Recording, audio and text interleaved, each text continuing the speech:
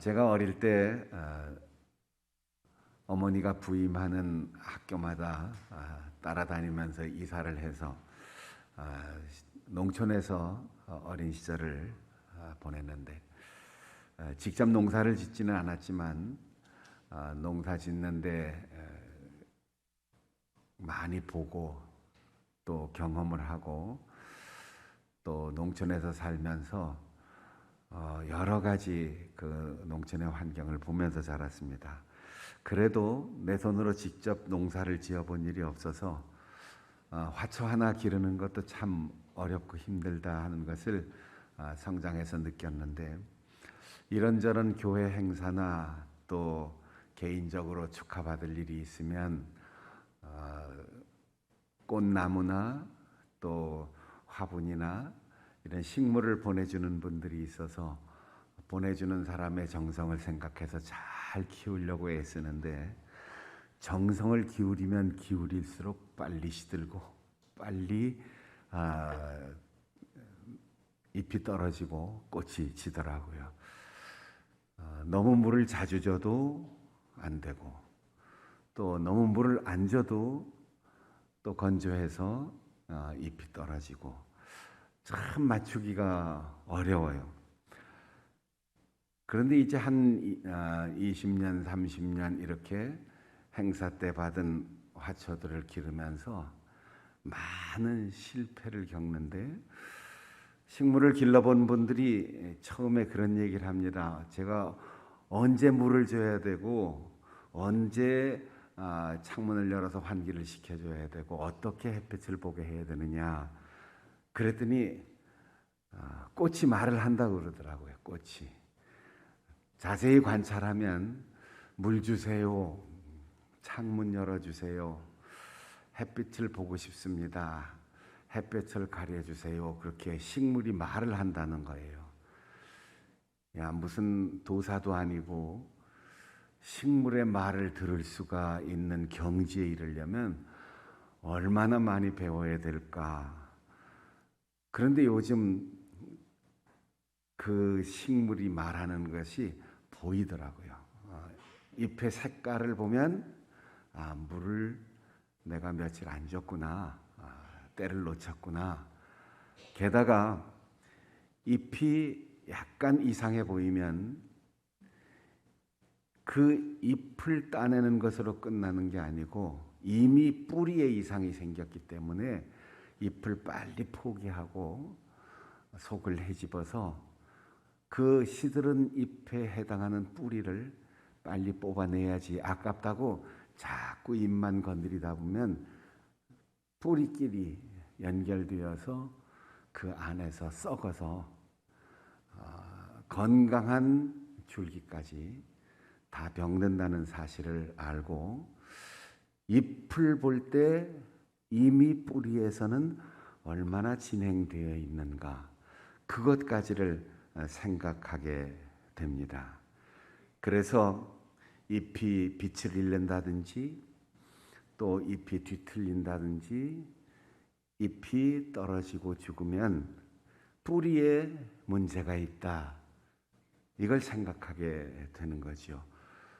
뿌리를 잘 관리해야만 줄기가 건강하고 잎도 반짝반짝 빛이 나고 꽃도 아름답게 피고, 또 꽃이 피었을 때 난과 같이 열매가 맺지 않는 꽃만 보는 화초는 끝까지 놔두지 말고 꽃이 떨어지기 시작하면 꽃을 미리 다 따주어야만 다음 해에 꽃이 핀다는 사실도 알게 되었어요. 오늘은 우리 교단에서 정한 농어촌 교회 주일, 그리고 국가적으로는 나라와 민족을 위해서 기꺼이 이 땅에 피를 뿌리고 목숨을 내어준 귀한 우리의 선조들, 그분들의 그 희생을 기억하는 그런 날입니다. 오늘 한강의 기적은, 오늘 도시문화의 찬란한 발전은 우리 때 꽃피고 우리 때 열매를 맺었지만 우리의 앞선 세대들이 지금 땅 속에 있는 그분들이 자신의 목숨, 자신의 땀과 피를 이 땅에 부었기 때문에 오늘 대한민국이라는 아름다운 열매와 화려한 꽃이 핀 것입니다. 또한 도시교회에 멋진 예배당과 그리고 헤아리기 어려울 정도로 수많은 십자가 첨탑과 거기에 모이는 많은 성도들과 오늘 교회의 지도자로 양육받아 설교하는 목회자들 모두가 농촌과 어촌에서 저 깊은 산촌에서 한 사람, 두 사람 그렇게 전도하고 출산하고 공부하고 길러서 도시로 내보낸 도시 교회의 뿌리가 되는 우리의 고향 교회의 희생이 있었기에 오늘 한국 교회의 부흥과 발전이 있었던 것입니다. 좋은 시설에서 멋지게 예배드리지 못하지만 가마니를 깔고 야간에 호롱불을 켜고 또 멋진 악기도 없이 음향시설도 없이 피난 시절에 잘 배우지도 못했고 일제 식민지를 거치면서 수많은 탄압을 받으면서도 오직 복음을 전했던 이들, 그들의 희생과 헌신이 뿌리가 되어서 오늘 고맙게도 우리가 신앙의 자유를 얻고 마음껏 전도하고 마음껏 하나님의 은혜를 찬양할 수 있는 아름다운 시기를 보내고 있는 것입니다. 물론 생각지 않았던 바이러스의 출현으로 잠시 답답한 시기를 보내고 있지만 우리가 전쟁의 위협을 겪는다든지 종교적인 이유로 정부의 탄압을 받는다든지 감옥에 간다든지 예수 믿는다는 이유로 체포되고 사형 선고를 받는 그런 모든 지난날의 아픔은 오늘 우리와 상관없는 세상이 되었습니다. 많은 이들이 지금 우리가 당하는 어려운 일들 그리고 잠시 겪는 우리의 답답한 환경 이거 견디지 못하고 힘들어하고 절망하고 분노하고 우울해하고 있는데 이제 곧 지나갈 것입니다. 그리고 먼 후일 우리가 오늘날 돌아볼 때 하나님께서 누가 알곡인가? 어떤 교회가 참 그리스도의 몸인가? 어떤 사람이 껍질뿐인 신자인가? 어떤 교회가 그리스도의 몸이 아닌 인간의 조직에 불과한 사람들의 단체인가? 명확하게 드러나게 할 수 있는 그런 시기인 것도 우리가 알게 될 것입니다. 요즘 여러분들 군대 소식 들으면서 군에 자녀들을 보낸 부모님들 걱정도 많이 하실 거예요. 우리 애들이 밥도 제대로 못 먹고 열악한 환경 속에서 살아가고 있나 걱정도 되고 또 안부도 궁금하고 불평도 많이 생길 거예요. 그러나 우리가 국방의 의무를 감당하기 위해서 자녀들이 군에 입대한 것은 캠핑 간 게 아닙니다. 수련회 간 게 아니에요. 전쟁을 준비하기 위해서 간 거예요. 그러니까 전쟁이 일어난다면 이 나라를 지키기 위해서 온몸으로 폭탄을 끌어안고 탱크를 막아섰고 그리고 자신의 몸을 내던져 우리 부모님들과 형제들 국가의 주권과 재산과 안전을 지켰던 그 정신을 뒤따라 다시는 전쟁이 없는 그리고 다시는 아픔이 없는 그런 세상을 지키기 위해서 우리의 자녀들이 잠시 동안 가 있는 겁니다. 그러니 조금 불편해도, 조금 억울한 일이 있어도 전쟁을 준비하는 사람들, 그래서 튼튼하게 우리의 영토를 지키는 그들이 오히려 전쟁을 막고 우리나라를 건강하게 지켜나간다 생각하면서 믿고 조그만 일에 흔들리거나 염려하지 않고 하나님께서 도와주시기를, 우리의 자녀들을 어떠한 환경에서도 하나님께서 지켜주시기를, 그리고 우리나라와 민족을 튼튼하게 지키는 일에 우리의 자녀들이 이렇게 희생하고 헌신한다 생각하면서 나라와 민족을 위해서 목숨 바쳤던 우리의 선열들을 생각하며 위로받고 더 나라를 위해서 기도할 수 있는 우리 성도들이 될 수 있기를 바랍니다. 바울 사도는 말합니다. 사람들은 눈으로 보는 것이 다라고 생각하는데 그 눈이 정말 정확한가? 그 눈으로 보는 것이 확실한가? 우선 사람을 볼 때 우리는 겉사람, 겉으로 드러나는 그 사람의 신체의 특징과 입은 옷을 보고, 또 나 자신을 생각할 때도 내가 어떤 옷을 입어야 할 것인가, 내가 다른 사람에게 어떤 얼굴로 보여야 할 것인가, 여기에 마음을 쓰지 않는가. 그러나 우리의 겉사람은 어떤 방법으로든지 영원히 아름다움과 청춘을 간직할 수 없다. 겉사람은 점점 일그러져 가고 노쇠하여진다. 그러나 우리의 속사람은 날로 새로워진다라고 했어요. 얼마 전에 제가 어떤 잡지사로부터 원고 청탁을 받았습니다. 오래된 기독교 잡지에서 고백록 이런 제목으로 평생 목회하면서 아쉽고 후회되는 일이 있으면 고백해서 써달라.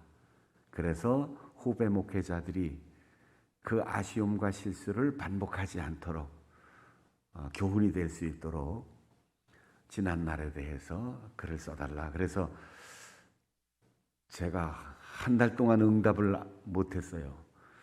내가 그런 나이가 됐나? 또 내가 그런 말을 후배들에게 할 수 있을까?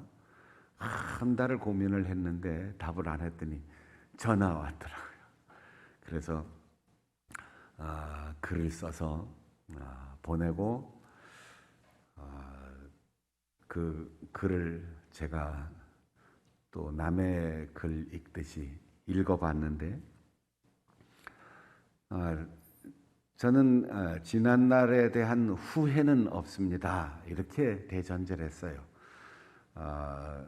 왜냐하면 사람인 이상 그때 그렇게 아쉬운 것이 있을지 모르지만 그것이 지날수록 점점 더 나는 지금의 내가 가장 좋습니다. 제 설교에서 그런 말을 여러분 가끔 들으셨을 거예요. 총기는 조금 덜해지고 기억력과 판단력이 조금은 덜해져도 대신 직관이 발달하고 대신 마음의 여유가 생기고 대신 누군가를 도와주고 베풀어 줄 수 있는 영향력이 생기는 것이 나이와 정비례하니까 잃는 것보다 얻는 것이 점점 많고 못한 것에 대한 아쉬움보다는 내가 할 수 있었던 것에 감사한다. 그런 글을 썼는데 우리는 자꾸만 어딘가 내가 부족한 것이 있다. 나에게 어딘가 결점이 있다. 거기에 사로잡히면 미래를 희망으로 열어가지 못합니다. 과거를 자꾸 돌아보면 자꾸 후회가 되죠. 요즘 코로나19 사태로 1년이 넘으니까 우울증이나 공황장애 같은 심리적이고 정신적인 여러 가지 증세들이 굉장히 많아진다고 하는데 우울증이라는 것이 지난 날을 자꾸 돌아보면서 후회하니까 생기는 거죠. 공황장애가 미래를 너무 앞당겨 생각하면서 두려워하니까 생기는 거죠. 지금 여기에서 기쁘면 과거도 기쁜 것으로 해석되고 미래도 희망으로 밝아올 수 있어요. 지금 내가 할 수 있는 최선을 다하며 산다면 지난 날을 아쉬워할 것 없고 다가오는 미래를 불안해할 것도 없습니다. 그런데 안타깝게도 젊은 청년들이 취업을 못하고 적절한 직장을 얻지 못하고 경제적으로 안정되지 못하고 미래가 불안하니까 점점 우울해집니다. 대신 그 우울을 남들이 눈치채지 못하도록 자꾸만 겉으로는 명랑한 척하고 살면서 사회 사람들이 전혀 눈치를 못 채지만 우리는 지금 1년 전보다 배나 더 많은 우울 증세를 겪는 젊은이들이 늘어가고 있고 두려움 속에 사로잡혀서 절망하는 사람들이 늘어가고 있다는 거예요. 이런 때일수록 우리가 서로 진심으로 염려해주고 격려해주고 위로해주는 아름다운 마음을 가져야 되는데 우리가 사람을 볼 때 그 사람의 겉을 보지 말라. 바울 사도가 말합니다. 우리의 겉사람은 날마다 약해지고 날마다 일그러진다. 그러나 우리의 속사람이 날마다 새로워진다. 여러분, 우리가 하루하루 시간이 가고 날짜가 갈수록 주님 안에서 복음의 말씀 그 진리의 깊이를 알아가면서 힘들고 어려울 때 성경을 읽고 한자 그 성경을 쓰면서 우리가 얼마나 새로워질 수 있는가를 여러분이 경험할 수 있을 거예요. 똑같은 날이지만 주일날 예배를 드린 그 기쁨과 감격 이후의 시간과 아이고 또 출근해야 되나? 출근할 수 있는 일자리만 있어도 감사하지. 이렇게 생각하는 양자의 표정은 완전히 달라지는 거예요. 나이가 먹어도 품이 있고 멋지고 인자하고 너그럽게 나이를 먹는 사람이 있고 그렇지 않은 사람들이 있어요. 우리의 노쇠 현상이나 우리의 때로 약해지는 것을 우리 스스로가 막을 수 없어요. 치매가 오는 걸 내 힘으로 내가 건강을 관리해서 정신적으로 오는 치매를 막을 수 없어요. 그런데 TV에 어떤 강연을 들으니까 정신과 전문의가 그렇게 얘기하더라고요. 치매가 오는 것을 막을 수는 없지만 예쁘게 치매를 걸릴 수 있도록 준비하는 방법이 있다. 그래서 미운 치매가 걸리는 사람이 있고 예쁜 치매 걸리는 사람이 있답니다.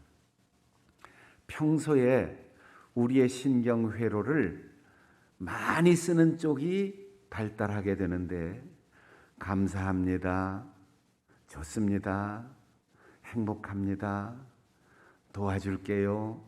잘하고 있어요. 칭찬하는 그 기분 좋은 신경회로를 많이 쓰면서 늙어가면 치매가 걸려서 조금 정신없는 소리를 해도 예쁜 말을 하게 된다는 거죠.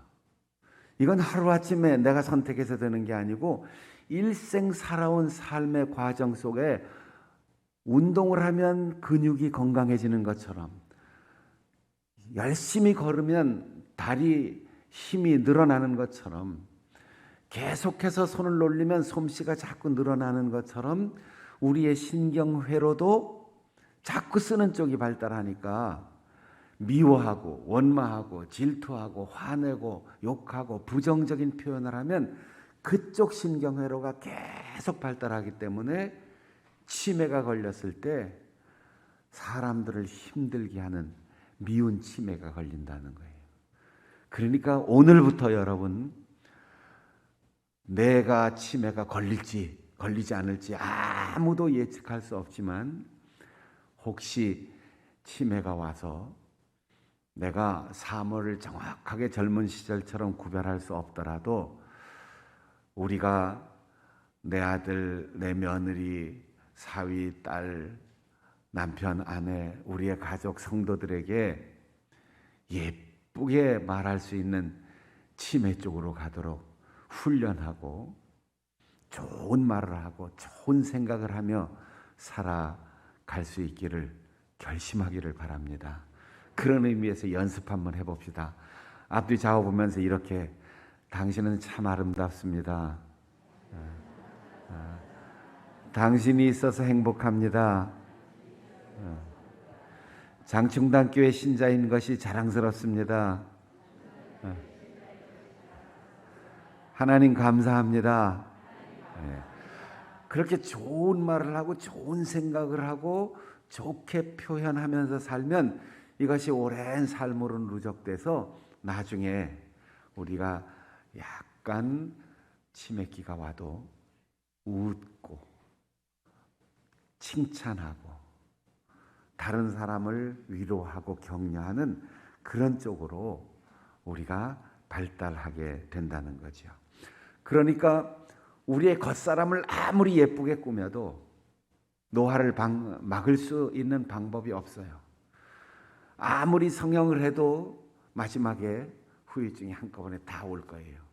사람들이 뭔가 잘못된 거는 알고 고쳐야 될 거는 아는데, 그래서 동호대교를 딱 건너가면은 그냥 고치는 병원들이 얼마나 많은지 몰라요.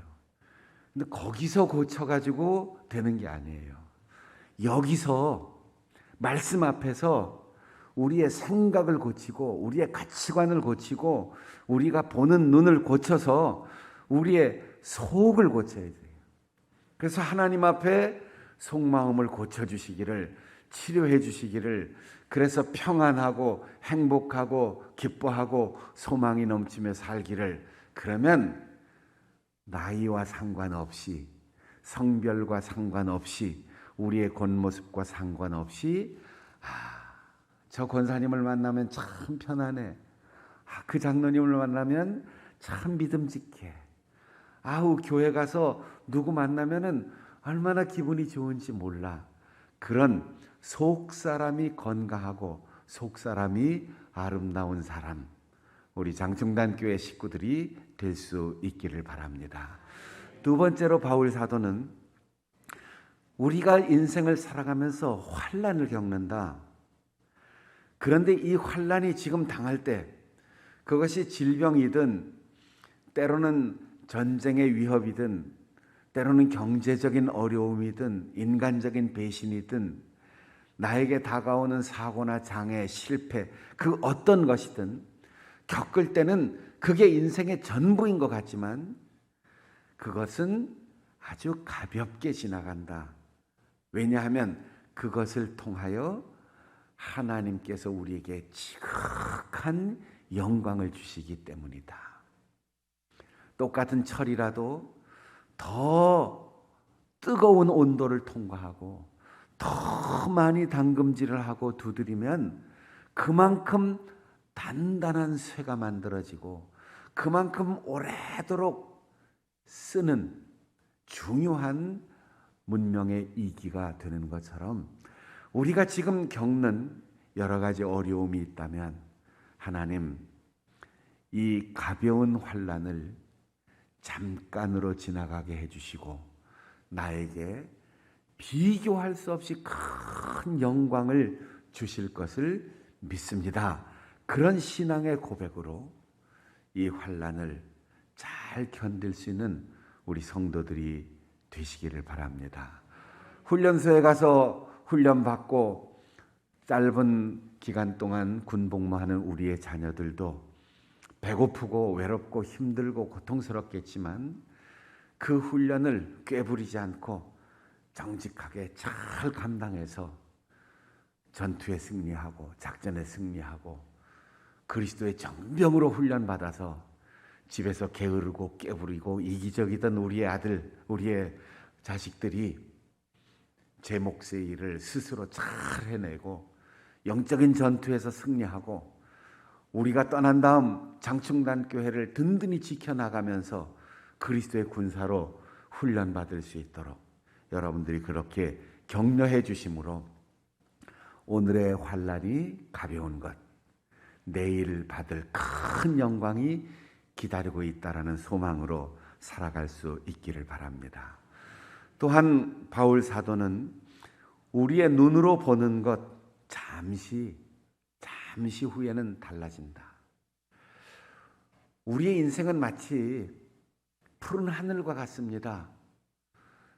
제 뒤에 배경화면처럼 이렇게 맑은 하늘이 늘 있어요. 그러나 가끔 구름이 뜹니다. 그걸 보면서 무슨 모양 같다 생각하는 건 내 생각이지 양떼구름이든 새털구름이든 그건 인간의 생각과 해석이지 그냥 떴다가 사라지는 거예요.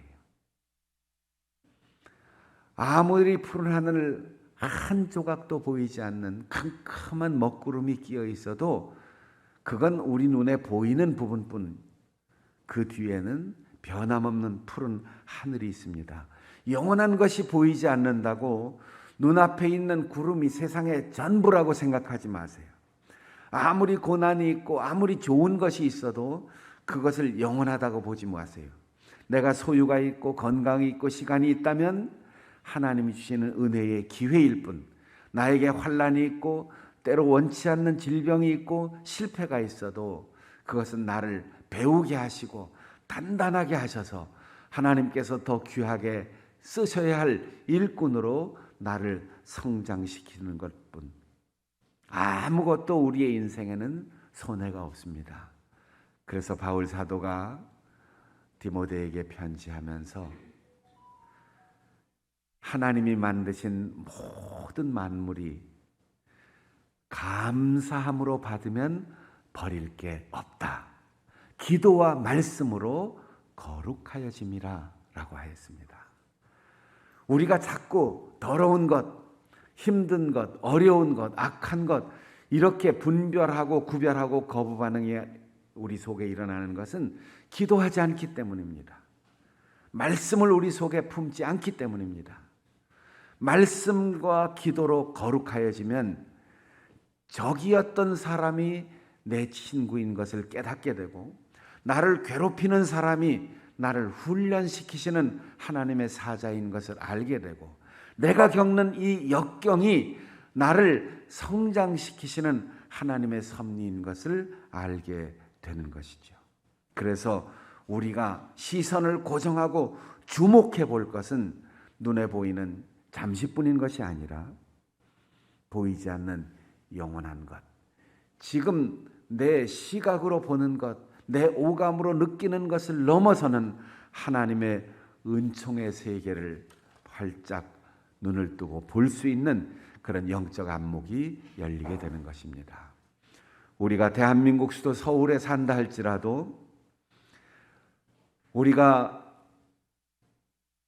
편안하고 안락한 아름다운 시설 속에 예배한다 할지라도 한국교회의 희망은 여전히 농촌과 어촌에 우리의 뿌리를 두고 우리의 고향교회를 지키는 귀한 농어촌교회 사역자들이 있음을 생각하면서 여러분의 고향교회에 누가 어떤 목사님이 심우하고 계시는지 연락도 해보고 좋은 것이 있으면 고향교회를 지켜주셔서 고맙습니다. 선물도 보내시고 또 우리의 뿌리와 같은 장충동산의 우리의 신앙의 선조들을 찾아보기도 하고 그렇게 우리의 뿌리를 건강하게 할 수 있는 오늘 이 시간 우리 모든 성도들이 될 수 있기를 바랍니다. 자막